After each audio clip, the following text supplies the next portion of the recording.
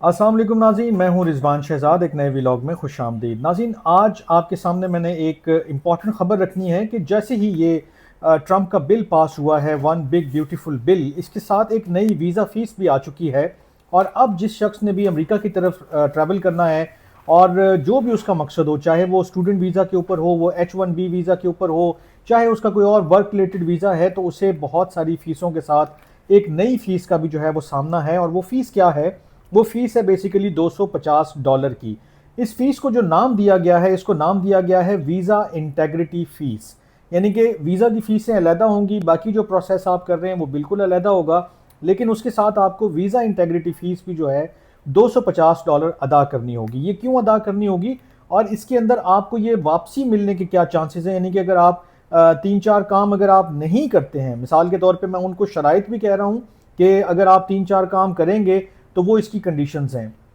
अगर आप उनका ख्याल रखते हैं, आप प्रॉपरली उनके ऊपर फॉलो करते हैं, आप वो अपॉर्चुनिटी जो है, वो मौका जो है, वो अथॉरिटीज़ को नहीं देते हैं कि वो आपकी फ़ीस ज़ब्त करें, तो फिर ये भी चांस है कि आपको ये $250 जो है वो वापस मिल जाएँ।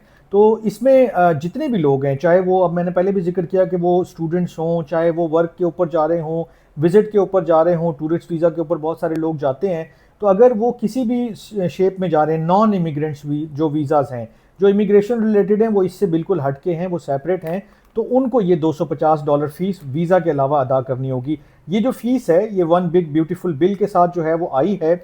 और अब जो है इसका इतलाक़ जो है वो बताया गया है जो USCIS की जानिब से, कि 2026 से जो है वो इसका इतलाक़ किया जाएगा। यानी कि अभी फ़ौरी तौर पर ये लागू नहीं हो रही है। आज जुलाई इस वक्त चल रहा है 2025, तो अगर ये 6 महीने का पीरियड रखा गया है, इसके अंदर आप ट्रैवल करते हैं तो आपको ये $250 नहीं भरने पड़ेंगे। लेकिन अगले साल से जो है वो ये फ़ीस लागू हो जाएगी और उसके अंदर फिर जो है वो सिर्फ लागू नहीं होगी, बल्कि उन्होंने ये भी एक फार्मूला तय किया है कि जो कंज्यूमर प्राइस इंडेक्स है, कि जैसे जैसे महंगाई की शरह जो है वो बढ़ती है या घटती है, उसके हिसाब से जो है फ़ीस में भी इजाफा या कमी हो सकती है। तो ये $250 स्टैटिक नहीं रहेगा कि भाई एक ही बन लग गई है तो अब इतनी रहेगी। हो सकता है ये बढ़ जाए, हो सकता है ये कम हो जाए। ये डिपेंड करता है CPI के ऊपर, यानी कि कंज्यूमर प्राइस इंडेक्स के ऊपर। अब ना तो इसको माफ़ किया जाएगा, ना ही इसमें कोई कमी की जाएगी जब ये लागू होगी $250।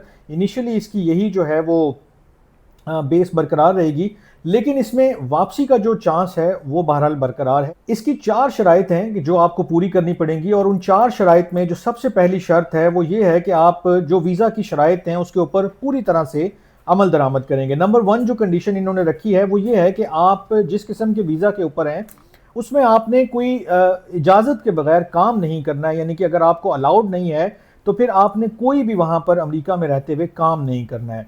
अगर आपने करना है तो आपको उसकी परमिशन लेनी होगी। सेकंड जो इसकी जो कंडीशन है कि अगर आपको ये $250 वापस चाहिए तो फिर आपने ओवर स्टे भी नहीं करना है। यानी कि अगर आपने अपनी मुद्दत से ऊपर का स्टे कर लिया, आपको एक वीज़ा है 10 दिन का मिला है, 30 दिन का मिला है, एक 6 महीने का मिला है, जितने का भी है, अगर आपने उसके ऊपर ओवर स्टे किया तो फिर भी आपको इस $250 से हाथ धोने पड़ेंगे। और ओवर स्टे में तो अब तो इतनी सख्तियाँ हो गई हैं कि आप सोचें भी ना, वरना आपको बहुत ही ज़्यादा जो है वो मुश्किल हालात का सामना करना पड़ सकता है। अरेस्ट भी हो सकते हैं, डिटेन भी हो सकते हैं, और फिर डिपोर्ट भी होंगे, और फिर वापसी भी जाने का कोई रास्ता नहीं मिलेगा। तीसरी बात वो ये कहते हैं कि अगर आप अपने जो टाइम लिमिट है उससे पहले छोड़ देते हैं, 1-2 दिन रहते हैं या 2-4 दिन रहते हैं, और उससे पहले ही आप ये डिसाइड कर लेते हैं कि मैंने अमेरिका से वापस जाना है, मेरा टाइम खत्म हो रहा है और मुझे जो 1-2 दिन बच रहे हैं उसको मैं यूज़ नहीं करना चाहता हूँ, इस सूरत में भी आपको $250 जो हैं वो वापस मिल जाएंगे। अब जो लास्ट जो इसकी कंडीशन है वो ये कहते हैं कि या तो आपका जो भी वीज़ा है उसको आप कन्वर्ट करवा रहे हैं, उसको आप तब्दील करवा रहे हैं, उसमें आपको फिर ये भी चांस है कि आपको $250 जो है वो वापस मिल जाए। चाहे आप ग्रीन कार्ड पे जा रहे हैं, जैसे H1B वीज़ा के ऊपर लोग जाते हैं, जब वो अपना ड्यूरेशन मुकम्मल करते हैं उनको आगे बढ़ने का, उनको सेटल होने का एक मौका मिलता है, उस सूरत में भी ये फ़ीस जो है उनको वापस मिल जाएगी। ये 3-4 शराइत थी जो मैंने आपके सामने रखी हैं, और उसके साथ ही जो इसकी जो डेट ऑफ इम्प्लीमेंटेशन है, यानी कि इसका आगाज़ कब से होगा, ये इन्फोर्स कब से होगा, वो 2026 है। अभी आप 6 महीने के लिए बेगम होकर ट्रैवल कर सकते हैं, लेकिन 6 महीने के बाद स्टूडेंट्स हों, वर्कर्स हों, चाहे सियाहत के हवाले से लोग जा रहे हों अमेरिका की तरफ, उनको ये फ़ीसें जो हैं वो अदा करनी पड़ेंगी। और फिर स्टूडेंट्स जहाँ पहले ही बहुत मुश्किल में होते हैं और वो कोशिश ये कर रहे होते हैं कि कहीं से भी ₹2 ₹4 बच जाएँ, अब उनको ये भी ख्याल रखना पड़ेगा कि ये $250 भी उनकी एक एडिशनल जो है वो फ़ीस लागू होने जा रही है। तो इस तरह की और बहुत सारी चीज़ें हैं कि जो यूएससीआईसी कभी ना कभी किसी न किसी वक्त जो है वो जारी करता रहता है, लेकिन मैं उसके ऊपर नज़र रखूंगा, आपको गाहे बगाए आगाह भी करता रहूँगा। आप भी देखते पढ़ते सुनते रहिएगा, अपना बहुत ख्याल रखिएगा। अल्लाह ने के बाद।